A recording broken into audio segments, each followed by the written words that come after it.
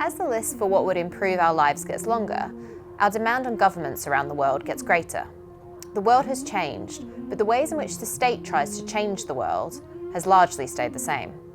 So how do we close the gap on our expectations and what governments can offer? Today we answer the big question, can governments do everything? How do you pick, out of the multitude of things, which ones to do first, second and third? And you look to government to sort of provide that leadership around the society that we all want to live in. We've got to figure out how we change the way governments provide the things that citizens expect, because if we don't, it isn't going to work. How does government build that capability to lead and run and to maintain those outcomes? Set the environment. They have to set that environment up. Hello and welcome to The Green Room by Deloitte. I'm Steph Dobbs and I'm joined by my co-host, Ollie Carpenter. How are we, Ollie? All good, thanks, Steph. Good stuff. So today we're going to be looking at the role of government in our economies and societies and whether the state can give us everything we want. Because, of course, it's a very long list and one with ever-growing demands. There's better services like healthcare and schools, more jobs, a growing economy, improved infrastructure, planet-saving solutions, or managing technological disruption. And that's just a start. But can all the things that the world really needs be delivered by traditional tools? Or is it our expectations that need to change? We're going to explore all this as we answer the big question today of, can governments do everything? Ollie, who are we joined by today? Well, Steph, I'm really pleased that we're joined today by Sir John Manzoni, former Permanent Secretary for the Cabinet Office and former Chief Executive of the UK Civil Service. Sir John, welcome. Thank you. Nice to be here. And we have Libby Mason, partner at Deloitte and someone who has worked in both the UK and Canadian public sectors. Welcome. Thank you. Good to be here. So let's kick off by getting to know you both and your relationship with government. Could you start by telling us a little bit about your current role and how your careers have intersected with government? So John, maybe I could go to you first. I had a minority of my career in government, I would say. And I mean, I was unqualified to do that as I was unqualified to do any other job that I've done. Today, I do non-executive work. Before that, I spent 6 years in government. As you said, I spent 6 years more or less as the Chief Executive of the Civil Service and the Permanent Secretary to the Cabinet Office. Before that, I spent 30 years in the energy industry. I was on the board of BP. I ran a North American oil and gas company, which was international, but it was based in North America. So I was an energy guy and then ended up in government, which was a fascinating period of my life. And then I reached the, 61 or something, and then decided to stop government and go and do non-executive work. So that's me. Wow, what a career. Fantastic. And Libby, how about you? I'm a partner here at Deloitte and I lead what we call our enterprise technology and performance practice into the public sector. And what that essentially is sort of a number of our kind of teams that focus on sort of technology transformation into government. So that's my day job. And I spent 14 years as a civil servant. So, right out of university, I worked in Canada Border Services Agency before I left there and came to the UK 10 years ago. And I was actually the financial controller in the Home Office at the same time that John was in his sort of leadership positions there. So we did sort of cross paths at that kind of point. And then I've spent the last 9 years working in professional services, delivering sort of large-scale transformation programs into government. So you're obviously both very well qualified for this conversation today and be able to talk about sort of the cross-section between government and, of course, the private sector as well. But let's maybe start by talking about expectations. So obviously, as a society, we have a lot of expectations of government. So let's have a little think about what some of those demands actually are today. So Libby, let's perhaps start with you. So Deloitte's State of the State report that's out recently shows that despite challenges over the last few years, there's still a lot of optimism within attitudes towards the state. So the public's top 5 priorities for government action are the cost of living, NHS, immigration, border security, crime and policing, and then of course jobs and economic growth. So that's definitely not a small list. How are we actually seeing public expectations change around the world, and is that actually manageable? I mean, I think that's a when you think about that list there, that's such a massive remit for government to be able to make an impactful change around and to see progress around that.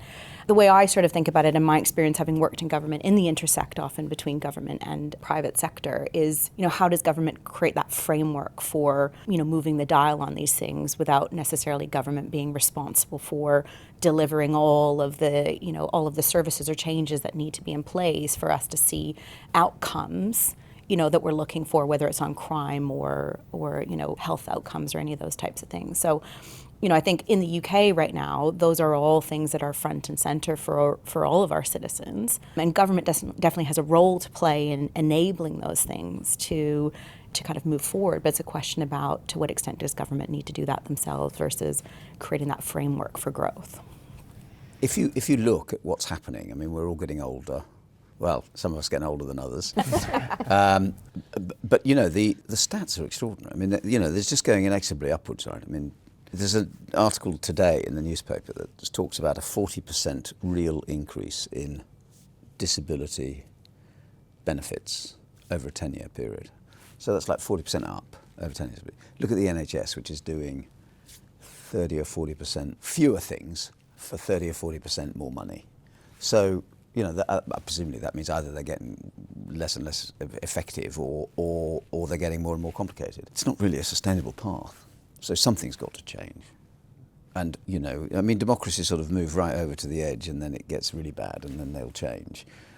And I think we haven't got there yet. But, we've got to figure out how we change the way governments provide the things that citizens expect. Because if we don't, it isn't going to work. Well, it isn't working today, that's clear. And to your point there, John, you've been on both sides, in government and in business. So what is it that businesses look for from governments, and has your view of that changed since you led the civil service? I've always believed, which is one of the reasons I went in and stayed in, let's face it, governments do the difficult things, right? Businesses do pretty straightforward things. You drive in a straight line, it's pretty simple. The objective function is pretty straightforward. Government do the difficult things, but the really difficult things cannot be done without the private and the public sectors working together. And there are many areas, and by the way, that interface is much more prevalent than people imagine. I mean, the NHS is an area. All of the regulated industries is an area where the public and the private sectors interact. So there's lots and lots of parts of the economy where the public and the private sectors come together. Now, this is, there are many different issues associated with those different interfaces. We have to make it work better. It's not working very well at the moment, that's absolutely clear. And we have to make it work better in a number of different instances if we're going to solve these problems. It's not one side's fault. My time in the public sector, the reason I spent 6 years in there is because it sounds silly and it sounds sort of trite, but I thought, actually we have a problem. We have a problem in that the public sector is not working in the way that this country needs. And I fundamentally believe that. Industry, by the way, has its own issues. Industry tends to be too short term. It tends to not try to solve the problem that the government is trying to solve. It tries to make money in the short term and things like that. There's a whole different conversation to be had about that interface, for which both sides need to change. I mean, we can get into how, but as it is today, we have a private sector which is sometimes irresponsible in its interactions with the public sector, and we have a public sector which is, for the moment, in my view, not capable of interfacing in the right way with the private sector to get what needs to get done. And we'll come around, I suppose, to talk about perhaps, as you say, sort of what can change and sort of that optimism as we sort of go through the conversation. But I suppose if we look back over the last 20 years, a lot has, of course, happened, whether that's Brexit, whether it's financial crashes, global pandemics. Yeah. A lot obviously has happened and there's been a lot of change in that period. So what do we think some of those events, sort of what impact have they actually had in terms of changing that role of government? Have some of those crises spurred innovation or different ways of thinking? Let's come to you first, Libby. Yeah, I mean, I think, it's kind of what does government need to enable to happen as a societal outcome rather than government needs to deliver it itself, right? And you look to government to sort of provide that leadership around the society that we all want to live in. I mean, if we think about COVID, in some ways, COVID, as difficult and as challenging it was for everybody, and some obviously more impacted than others, it did provide a catalyst for change in some areas, whether you think about the change in service delivery in the NHS, moving to virtual GP appointments, accelerating digitization in some of those places, or education even. I think there was a lot of instances where, I have 3 kids and I was homeschooling my kids at home while we were going through it, and it was really difficult, but we were lucky, that we had access to technology that allowed us to be able to get our kids access to education in a way that a lot of people didn't have that, ability. But I'm seeing now as my kids are, back in school and getting into secondary school, the adoption of technology in terms of how education is delivered. I think there was a catalyst again for innovation in that space. And who knows, if we would have stepped back and lived a different path that didn't have COVID, would we have adopted some of those things to the same extent? We're thinking about, regionalization. We're talking about, people's ability to work from home, work from anywhere. That's again accelerated exponentially by thinking about, how does our workforce change and how do we actually engage people from, different outside of London, stop being so London-centric, right? Which I think is a great opportunity for growth in different parts of the country, but also it's presented new challenges in terms of, how do we lead, how do we upskill, how do we manage a workforce that is not in the office, and that was a really big challenge. I mean, you were there when, some of that, some of those things were starting, so. It's interesting, isn't it? I mean, I think, so I always used to say, and I think it's still true, government works at 2 speeds. One is lightning speed, and the other is glacial speed, right? And when the government's lined up, because the people inside government are very good people. I mean, they're high intellect, they're very clever people. It's not the people I'm railing against, it's the system. But when they're lined up, and so, the lightning speed, government works when they're at war. It works at lightning speed, right? Mm-hmm. COVID, lightning speed. By the way, the 2012 Olympics, lightning speed. I mean, that was a bit more complicated. But those sorts of areas, they move at lightning speed and things happen. I mean, I remember the conversations they built all those Nightingale hospitals like that. Yeah. I mean, I remember the conversation about sending laptops to schools. Yeah. For instance, when all those kids who don't have laptops, so they sent huge. thousands and thousands of laptops out to schools so that people could do all the things that you said. So I think, those are examples where government lines up and gets it done. Every other time, it's a lot more complicated. And looking at that in terms of changing governments then, we've talked a little bit about our expectations and relationship with government and how that's changed, but government as an institution has changed as well, hasn't it? So could we look at maybe what some of the key ways are that the architecture and the operations of government have changed and what's caused those? I mean, politics is changing, as we're seeing in the world, right? My view, politics is changing because the democratic process that we have had turns out not to be working for the majority of people. So there's a sort of protest going on in society which is manifesting itself in a more polarised political system, which I think is sort of interesting. And now if you come to the official system, I think it has changed, but I can give you a perspective. My perspective, I was almost the only person in government when I was in government, almost the only person who had come from the outside in. Everybody else was a career civil servant, and that is part of the issue, that we do not have a sufficiently porous interface where we have the different experiences, because our civil service in this country defines its role, quite clearly, defines its role as providing the best advice to ministers. Now, if you have an organisation over generations whose job is to provide advice to others, here's me talking to Deloitte, by the way, which you guys, right? But that's a bit like consulting, right? But I come from industry. If you spend your life providing advice to others, actually what it does is it encourages a sort of upward flow. It rewards intellect, it rewards cleverness, it rewards all of those things. If you think about what happens when you have a flow of upwards, that's the antithesis of what you need if you need to execute anything. where actually delegation goes downwards. In industry, delegation goes exactly 180 degrees the other direction. It goes down, because in the end, to do anything, you've got to pick the cup up, or you've got to dig a shovel, or you've got to do those things. And so that is right at the heart. One of the things I tried to do is to create a system in which we could invite people whose career was not simply about providing advice to ministers, was actually about finance or technology or projects or any of those commercial, so that those people could come into government and bring those skills into government. So that was a structural change that I tried to introduce. By the way, it's hard in an industry, it's hard in a company. It was really bloody hard in government. It's interesting to hear that, and I suppose also your point around bringing people in from other industries and other sectors helps promote that diversity of thought as well, because it can otherwise become a somewhat insular structure. Look, there's lots of diversity in that's a slightly generic statement, if you don't mind me saying so. I mean, yes, but the point is, there's a world of difference between intellect and experience. Mm-hmm. We have lots and lots of intellect in the public sector, in the civil service. Yeah. They're brilliant people. By the way, they're completely committed. They're much higher intellect on average than industry. Mm-hmm. They're committed, they work really hard and all of that, but there isn't any experience in delivery, and that's the issue. And you can,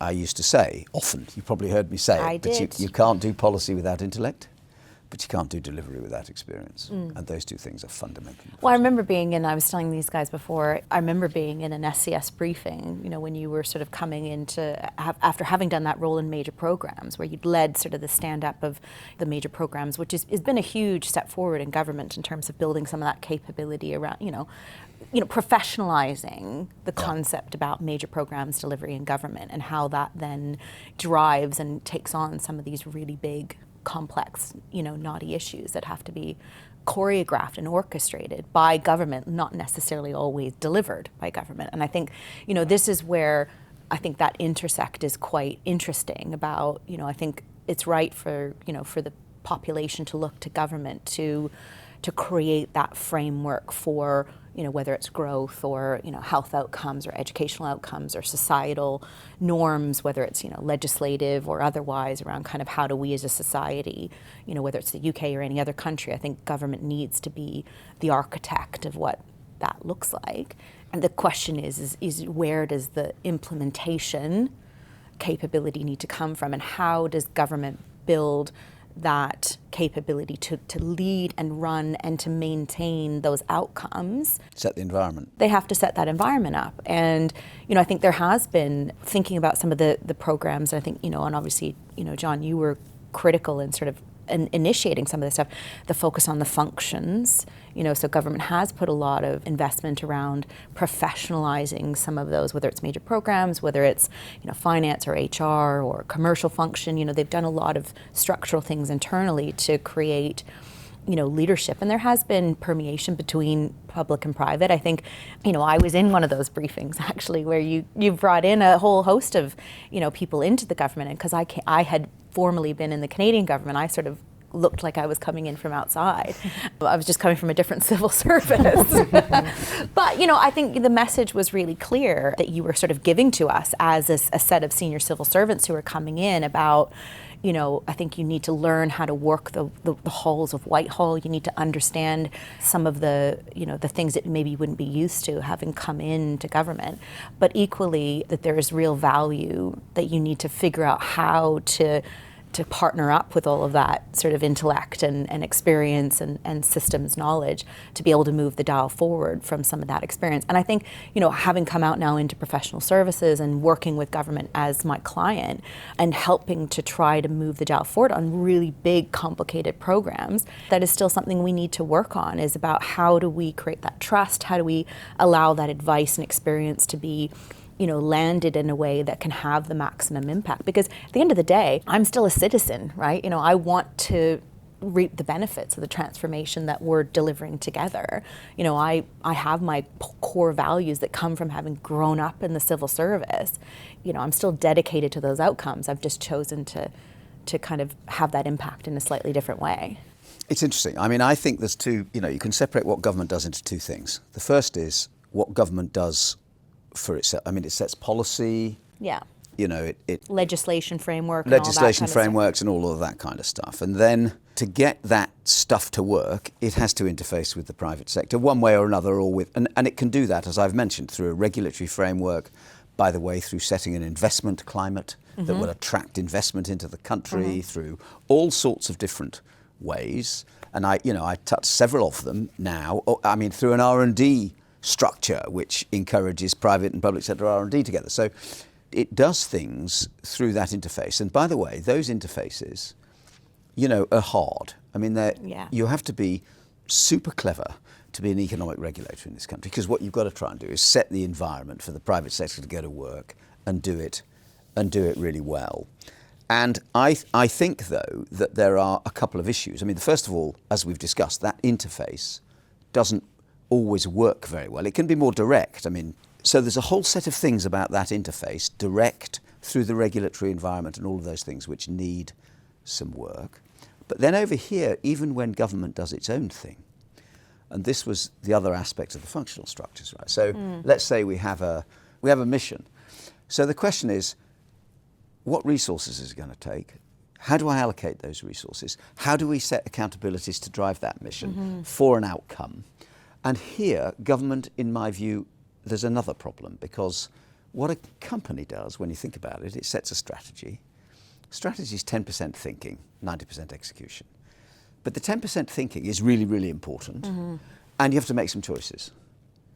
And government doesn't make the choices. It refuses to prioritise. It will not. It's far too many things, which is the problem, right? So the question, and that's about the leadership, how do you pick, out of the multitude of things that you have mentioned, how do you pick which ones to do first, second and third? How do you set accountabilities according to those things, which are usually, by the way, across departments? They don't line up down one department. Wouldn't that be nice? Yeah. And they, that is another whole problem about how do you prioritise in government. Now, you mentioned technology, and I think, by the way, there's a huge amount that we could do if we could deploy technology in a way, if we could be bold in a way that gets the economics of those services much, much better. But that falls back into the executional capability of government again, and we have all sorts of trouble doing it. What do Nigella, Ed Balls and Gordon Brown have in common? They've all contributed to Soup for Good, a cookbook for a cause. It's been created by Cook for Good, a social enterprise Deloitte are proud to support as part of our social impact programme 5 Million Futures. Every purchase supports the incredible work they do, tackling food insecurity, social isolation and barriers to work on a social housing estate in London. Find the Soup for Good cookbook on the Cook for Good website and discover how a simple, delicious bowl of soup can make a world of difference. Head to cookforgood.uk. So let's maybe pick up on technology. What could we learn from other governments elsewhere around the world? Libby? You're looking for a success story, huh? Well, yeah, I mean, I think, what can we learn from other governments? I mean, I think sometimes it is, I guess, a bit more about, some of the structures and capabilities that we need to put in place here to avoid some of the things that other governments have maybe not done as well as they could have. And so, where we are looking to do similar types of systemic changes, where have other governments done it successfully? I do think it is, like you said, you're never operating in a silo in government, which makes things more complicated, because even if you're doing something within a department, you might need, the data from another department. You might need, there's cross kind of policy, components that always impact, well, we're only doing part of it, but actually the rest of it's over, and part of it's in Home Office, part of it's in HMRC, part of it's in DEFRA. I mean, I spent a lot of time, my first 13 years of my career was in borders in Canada, and in response to huge tragedy in the back of 9/11, they created the Borders Agency to try to remove some of those barriers. So CBSA was about implementing one government at the border, taking all the policies and leaving the policies in their respective departments, but it was meant to be that delivery agency that had to trade off economic growth, security, food, plant, and animal safety, people safety. There's so many complex intersects that happen in that kind of thing, because it's, you're dealing with the policy remits of a huge breadth of departments. We're seeing that play out now in terms of, obviously, the sort of new administration in the U.S., looking at some of these things again. But, there was huge innovation that happened on the back of that, back again to kind of government can do incredible things. When it picks its priority. When it picks a priority. And I think with that cooperation, actually, I know that there's lots of scrutiny around it now, but the cooperation between, Canada and the U.S. to create seamless borders trade, there was huge leaps and bounds that were made during that time, and kind of to open up the border post 9/11. There was a lot of cooperation, there was a lot of investment, there was a lot of innovation that went into, and that was about trade facilitation, but also balancing risk, balancing economic growth, but making sure that we were protecting our borders. So it's not a simple dance. But I think, it's interesting. I mean, I remember we had all sorts of trouble introducing I think it was the identity card or whatever the hell the thing was. Now, since we've been arguing about it, India's done it, huge success. Other countries have done this. So I think the issue is that, in truth, we could do a lot of stuff. I hate to say it, but it comes to a sort of leadership act of calling the priority, lining up the resources and the accountability. So if you say, actually, you're accountable for this, and then you flow the funds and the resources down that line of accountability, what slows government in those times that it's working at glacial speed is that, as you say, everybody's relying on somebody else to do something so that you can make that objective. And that is because we have not lined up the objectives around the priority. We have not lined up the resources. We've not lined up the accountabilities. And the question is picking them, and then the people are perfectly clever enough to get it done. I believe, because of that fundamental, growth in public services requirement, we're going to need to get bolder. And the structures of our public sector are not set up to take measured risks. The accountability structures aren't there, the incentive structures aren't there. None of that is in place to take a risk and get something done. The other thing we haven't talked about, there's this huge fear of failure in the public sector, because it's all over the front of the Daily Mail and stuff. And the truth is, we've got to get away from that. You get trapped trying to please everybody, trying to meet everybody's objectives, and that's why I say government do difficult things, because there is no single objective. You've got to pick it, and that needs the leadership to do it. And then you need the civil service to line up behind it, and the resources behind it, and they're well clever enough to do it. But I think we're going to need to, because quite frankly, the way it's going, it doesn't work, does it? And to that point, do you think then there is a role for businesses to play in the way that they interact with governments, and what do you think governments can learn from businesses and how they operate? There's huge amounts, government. I mean, I think both have to learn about each other.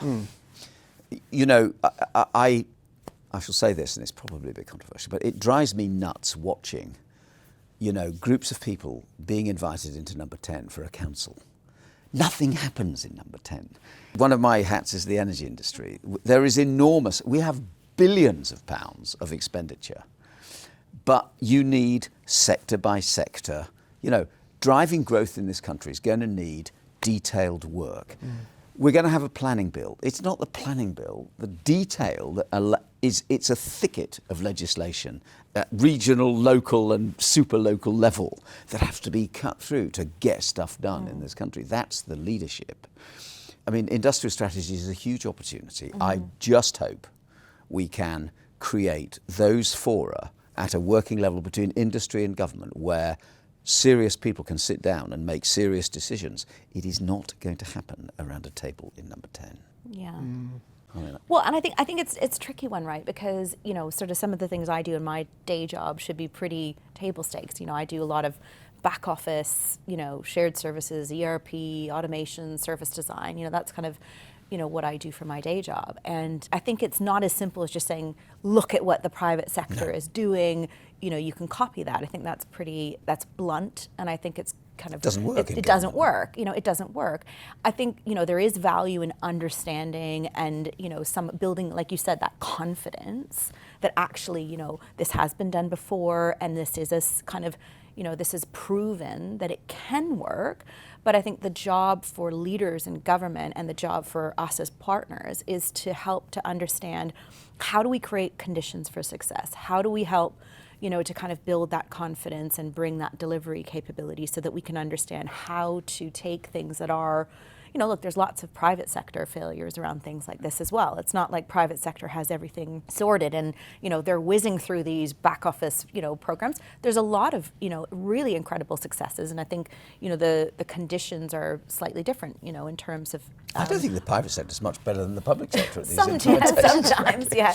Well, people are still people, right? It's still people that are working in government. It's people who are working in the end of the day, we're all humans. But I do think that, you can't just go in and say, look at what the private sector is doing and like copy that. Fine, we can look at that to understand what we can take from it, but it needs to be understood what the conditions for success need to look like, what kind of capabilities and confidence need to be there, what professionalization, both in terms of, maybe functional, but also delivery capability, right? These programs are difficult. They are difficult. They're they're not straightforward. I mean, yeah, you're talking about shared services, and I mean, those are equally tricky in the private sector as they are in the public sector. But I remember looking. I think we did some stats about the major projects, even the shovels in ground type projects, and they're not a lot better in the private sector than they are in the public sector. I mean, I think there are one or two high profile failures in the public sector, and that is because we sort of overly compromise, again, these objectives. We often set structures up this is where government does need to set an appropriate environment, but often it compromises that environment from day one because it's trying to meet too many objectives, and this is why government is hard, because the question is, I could think of lots of examples where the environment has been set up and it won't work. It's set up to fail, and then really good people struggle with it after that, because there's been a sort of compromise in day one when you start. But there are lots of, I could bring it to life for you. Net zero, big mission. Let's get to net zero, right? Now the truth, and you can see it in the water industry now, right? We're looking at the implications of a lack of investment over many, many years. And there's lots of nuances to this. But the truth is, because the government is concerned about keeping the cost to the consumer low, there is insufficient economic rent in that chain to attract the private capital to build the infrastructure at the time it needs to be built to make that the best outcome. We've had this conversation with the government about net zero. If the regulator had an explicit mission of getting to net zero at best value, as opposed to being compromised by keeping the consumer bills low, why do you think we've got to put 77 or 80 billion pounds worth of investment into the wires in this country right now? And you've got all these connection problems and everybody, all of those issues because we didn't have the regulatory environment focused on the right thing 10 years ago. There's no question we could have done it at better value. But now, I'm not saying it's easy, because it's really hard being an economic regulator. But that's an example of where government, this is really difficult stuff, to set that environment so that the private sector doesn't run away with all the goodies, but on the other hand, we get the job done. Yeah. Right, as we start to move the conversation towards a close then, let's look to the future. What could government actually look like in future, and what shifts can we expect to see? What can we gain from them? Libby, let's go first. Well, I think, something we haven't talked too much about is the role that technology is going to play in the delivery of public services, how that interface is going to change between, the public sector and citizens, but also, fundamentally the kind of changing nature of work. What are jobs and employment going to look like in, this digital economy that we're moving towards? AI is becoming such a huge shaping of everything that we are doing or we could be doing. I think, my kids are, one of them's picking GCSEs at the moment, and I'm sort of like, I don't know what employment's going to look like for you in 15 or 20 years. Jobs as we know it are going to look very different. So I think that there is a huge opportunity for government to be leading the way in shaping what that social construct is going to look like going forward, and how we're going to need to deliver services differently, but what the economy is going to look completely different in 20 years from now. Who knows? God, that's pretty scary. I mean, you're right. I think technology's got to be the answer here. It's got to be the key to unlocking productivity and all of those things. Yeah. And I think that's an enormous opportunity. The population might complain, but it needs to be led along the priorities for the things that need to be done. And the problem, of course, is that some of those priorities create unpopular things to happen. The process of a democratic process tempers that, checks and balances it, but actually we need leadership. We need to pick some priorities. I wish they would pick some priorities. We need to allocate resources to those priorities, and then we need to drive toward them. And I think technology plays an absolutely central part in that. To sort of round off the conversation, what is government good at? What can it do that no one else can? And where does it excel in its role? Maybe in a sentence or two, Libby, if I come to you first. Well, I think we have touched on some of those things. I think, like you said, John, when it comes to some of those really big things that nobody else can tackle, COVID response, wars, obviously we don't want to be in that situation, but, government has demonstrated incredible innovation and pace and ability to kind of operate without barriers and those types of things. So I think government's ability to respond to those things, I think, is absolutely astounding. And I do think that, when we think about some of the other framework things, government is having to make that careful balance between, whether it's domestic policy around, safety, security, economic growth, all of those types of things. They're uniquely placed to be able to do that. I was just thinking, I was trying to think of an example. Have you tried to get a passport recently? Of course. Used to take weeks and weeks Yeah. and weeks. I think it just takes days. Yeah. Yeah. Right? Yeah. We can do this stuff if we want to. I mean, it's quite interesting. There's a sort of commentary going on about Europe right now and the US and saying, if you want an upside, Europe's in such a bind. It might just persuade the governments of Europe to get together and actually do. I mean, they're well capable of doing it, but it's the politics, it's the compromises, it's the multiplicity of objectives that slow everything down. And I think, we can do the same. I personally think, as I say, democracies go all the way over here before they correct. We might be getting quite close to the moment where all of that brain power and capability in the civil service and in the public sector actually can grip it and make a change. We have lots. I mean, we've got lots of stuff in this country. We've got the rule of law, we've got the universities, we've got the brain power, we've got all of that stuff. The question is, can we harness it and drive it into the future? And I guess we've just got to watch it get on its knees before it gets back up again. Right, so then finally, let's wrap up the episode and answer the big question. I think we know the answer to this already, but Sir John, we'll come to you first. Can governments do everything? Of course not. There we go, soundbite. Yeah, that's it. But they do the most difficult things. Yeah. And they set the environment for a public-private partnership, which I believe we need to keep working on to get better. And Libby?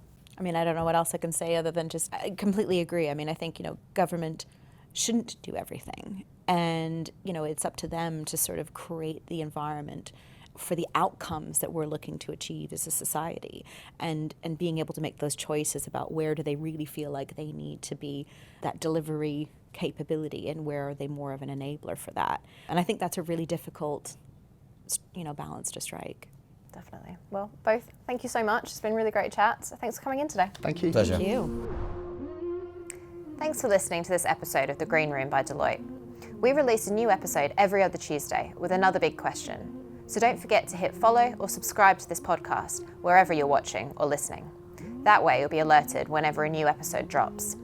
This podcast is produced by our very own Pod Squad. Original music by Ali Barrett.